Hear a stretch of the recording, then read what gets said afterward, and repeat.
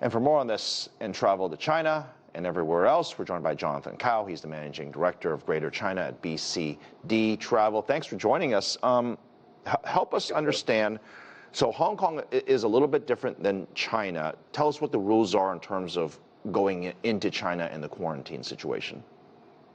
Yes, so we had some very good news recently, 2 weeks ago, when it was announced that the quarantine requirement for incoming travelers from international travelers coming into China, the quarantine time was cut in half, so to only 7 days plus 3 days of observation. So I think that is definitely very good news and a step in the right way, right direction.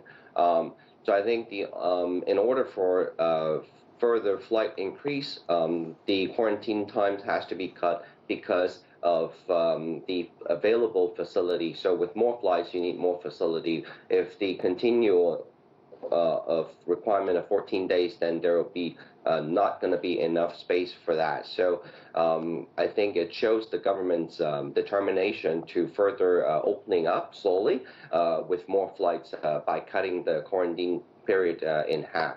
So it is definitely very encouraging. So just for our audience, it's right now 1 week, correct?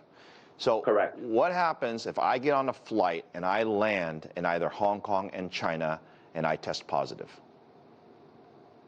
Then you will basically be quarantined in a central facility until you are fully recovered. Then you will be allowed back into the society, basically. Okay. Now, the reverse for Chinese folks traveling throughout the world, when do we expect that to sort of rebound back to a little bit of normalcy?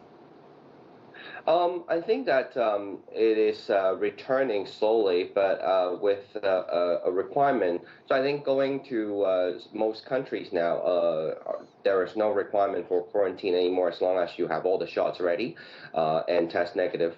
However, coming back is still a problem. So that is detrimental to corporate travel, because if you want to, traditionally you fly to a place for a meeting for a few days and then come back, but having to further quarantine for 7 days is still quite a hassle. So I think we are still a little bit off from that, but definitely there are some, if there are some longer trips, then it's still possible right now. And also we're seeing some very positive signs with the number of increase in domestic flights since the Shanghai has reopened. Now, the number of domestic flights have increased above 10,000 flights a day, which is a key benchmark. We were only at half of that a few months ago. Right, and we're right now in the middle of summer.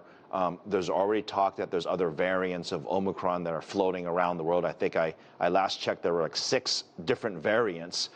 We don't know what's going to happen in the fall. But these travel restrictions, it seems to me that we're beginning to, I don't want to say the words live with COVID, but we're becoming more used to it, correct?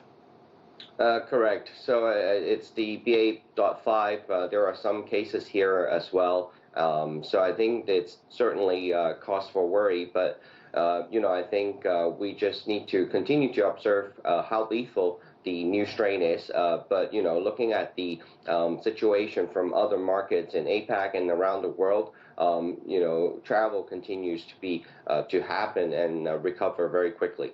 So we've progressively seen over the last couple of weeks a little bit more opening, a little bit more opening. What should we expect in the next, say, 3 months?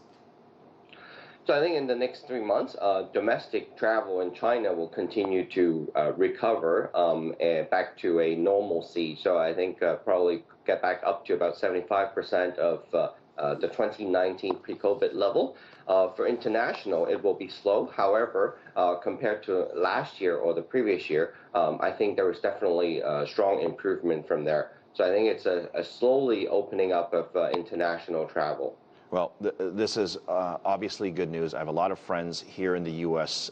That obviously are waiting to go back to China, and vice versa. Plenty of friends in China that are ready to go travel and get their life back to normal. Thank you very much, Jonathan. Good to see you. We're going to have more on this, of course, as news develops.